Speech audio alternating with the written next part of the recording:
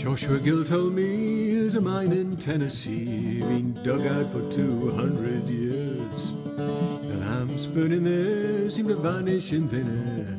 Approach the pithead mouth, all disappears. Silver moonlight, silver mine. 80 years ago, the mine was in full flow. The hard men of the land dug out the seams. And hardest of them all, Spencer McGall. He dug as though the devil was at his heels. Silver moonlight, silver mine. The miners broke their backs, lifting silver sacks, each one a fortune hoped to amass. Spencer McGall, he took no treasure haul, just dug as though each day would be his last. Don't you know there's madness in the heart of a man, facing off the demons in his inner no man's land? None stood as tall as Spencer McGall, none had as much to lose.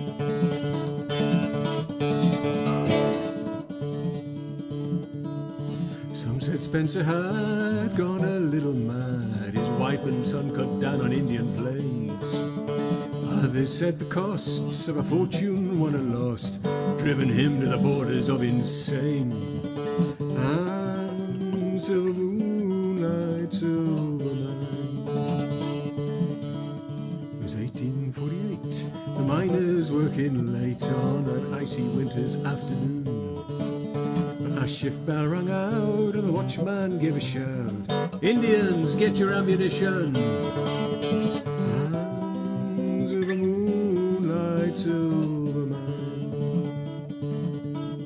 Some men picked up rocks, others rifled stocks, some men fled deep into the gloom. But Spencer McGall, at 6'6" stood tall, went out with his pick to face his doom. Don't you know there's madness in the heart of a man, facing off the demons in his inner no man's land? None stood as high as Spencer that night, none seemed more prepared to die.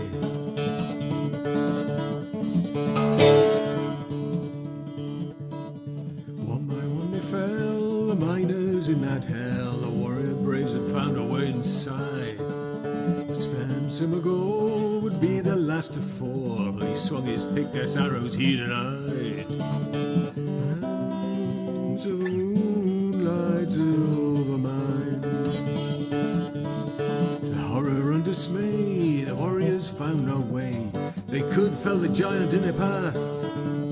And the fatal blow was struck when the chief ran out of luck, another victim of that giant's wrath. And silver moonlight, silver mine. Spencer McGall stood like a bristling wall, peppered and arrows soaked in blood. But he would never stop until each brave was dropped, and any other man he saw stood. Don't you know there's madness in the heart of a man, facing off the demons in his inner no man's land?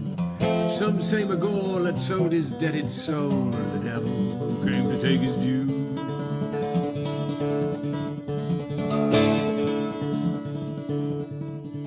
Raised dead on the ground, McGall went deeper down, soaked in blood quill like a porcupine.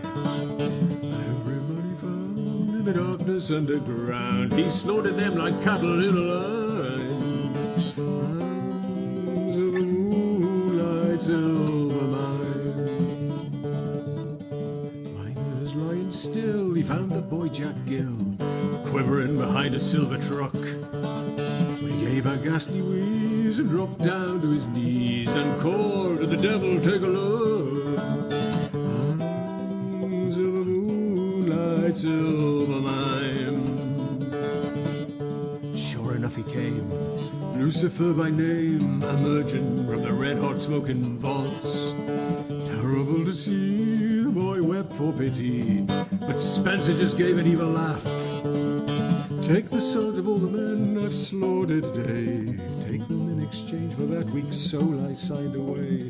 A harvest richly found on this silver ground, for my debt I offer this as pay.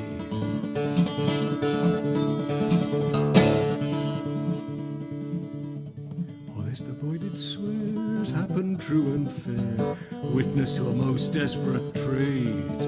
McGall in death throes, the devil at his toes, and young Jack Gill tormented and afraid. And to the moonlight silver mine. There was a blinding flash, then a mighty crash.